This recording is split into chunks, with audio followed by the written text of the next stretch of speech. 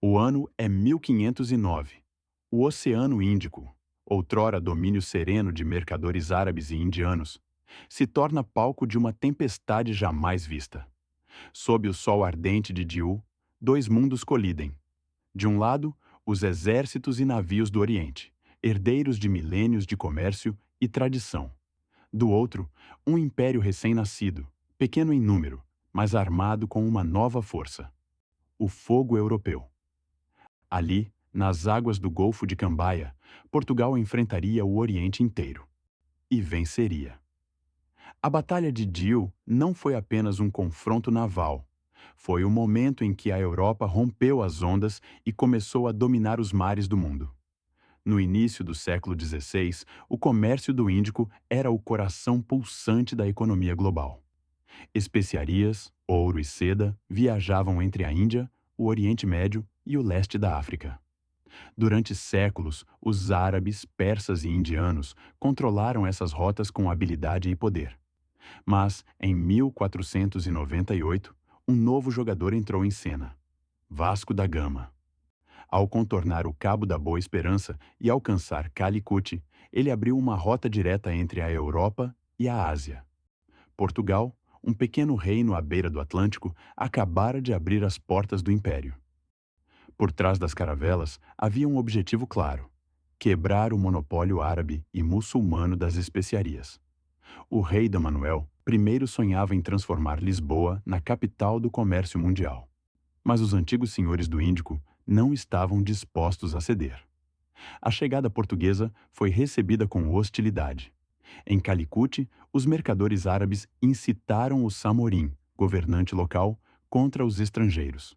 A resposta portuguesa foi brutal: bombardeios, represálias e o sangue de inocentes marcando a costa. E assim, o Índico entrou em guerra.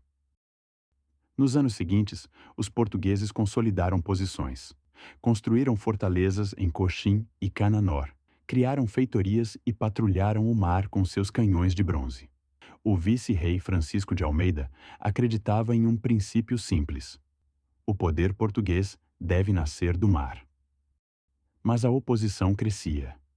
Os mercadores árabes de Meca e Adém se uniram aos sultões da Índia Ocidental. O Egito, então parte do Império Mameluco, enviou sua frota, poderosa e bem equipada. Juntos, eles juraram expulsar os portugueses do Índico. No início de 1509, essa aliança reuniu uma força colossal: cerca de 200 embarcações e mais de 7.000 homens, egípcios, árabes, gujarates e otomanos. Seu destino? Diu, porto estratégico no noroeste da Índia.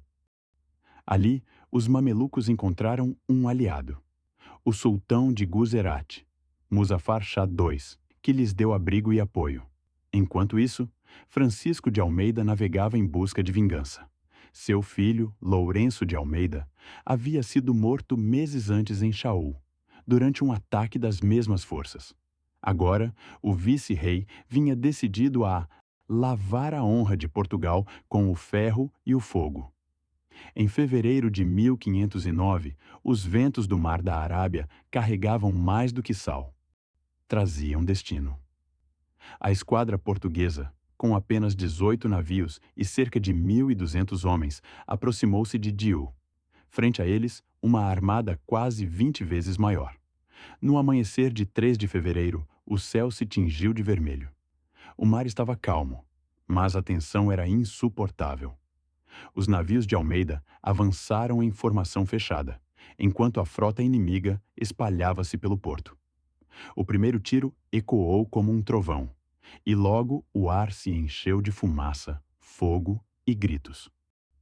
Os portugueses, com navios menores porém mais manobráveis, atacaram em linha reta.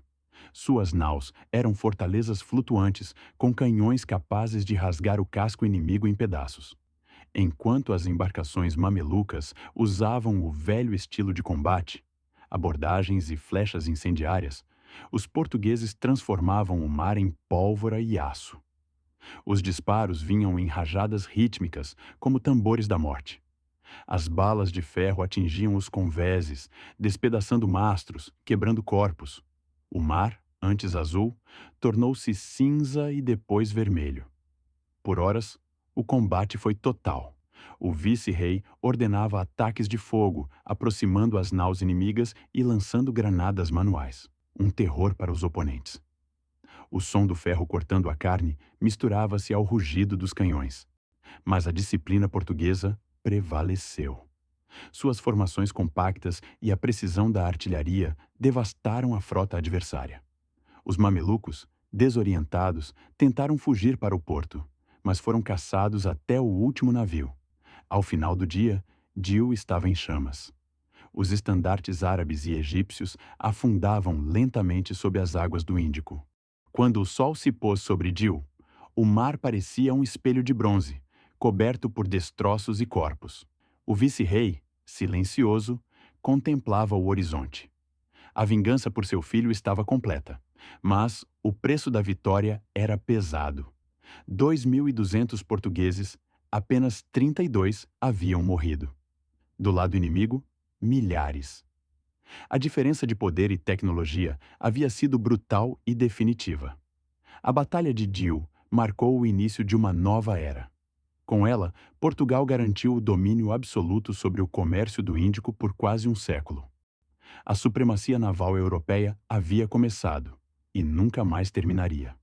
As antigas rotas árabes e indianas foram silenciadas sob o rugido dos canhões de Lisboa.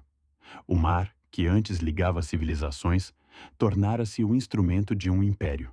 E assim, nas águas escarlates de Dil, nasceu o primeiro império global moderno. Uma lembrança eterna de que, no jogo das nações, o domínio do mar é o domínio do mundo. Esta foi a Batalha de Dil, o dia em que o ferro português partiu o destino do Oriente. Um confronto que ecoou por séculos, abrindo as portas do colonialismo, do comércio mundial, e da era em que a guerra deixou de ser travada apenas em terra, para dominar o próprio oceano. Chrono Battle, onde a história respira pólvora e o tempo sangra nas marés da guerra.